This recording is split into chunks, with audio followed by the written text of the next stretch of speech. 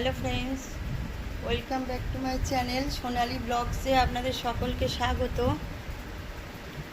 আজকে আমার এমনি রবিবার ফ্রেশ হতে দেরি হয়ে গেছে। আজ বাজার থেকে সব রকমের চারটি বাজার করে নিয়ে আসবে ওর বাবা।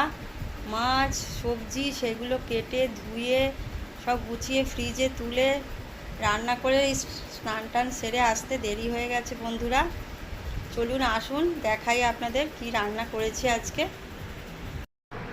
দেখুন বন্ধুরা, আছে সাদা ভাত গরম। আজকে বেশি কিছু রান্না করিনি, কেননা আমার ছেলে চিকেন হলে ওই দিয়েই ভাত খেয়ে নেয়। দেখুন কলমি শাক ভাজা, খেতে খুব ভালোবাসে আমার ছেলে, ওই জন্য আজকে কলমি শাক ভাজা করেছি। আর আমার শাশুড়ি মার জন্য দুটো পাবদা মাছের ঝাল করেছি, তেল ঝাল। দেখুন দুটো পাবদা মাছের তেল ঝাল করেছি, আর এই চিকেন করেছি। গরমে ঝোল ঝোল করেই চিকেনটা রান্না করেছি।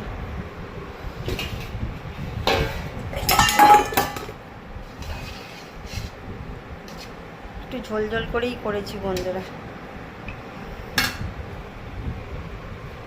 আর রয়েছে এই যে স্যালাড, লেবু, শসা আর পেঁয়াজ।